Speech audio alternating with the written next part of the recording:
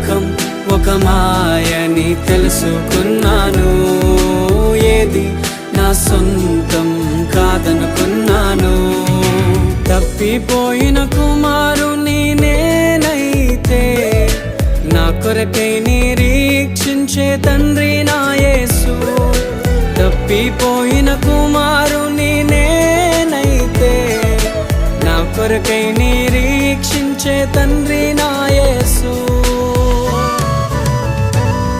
ఈ లోకమంతా నేను వెతకినా నాకు లేదయ్యా ఎక్కడా ఆనందం.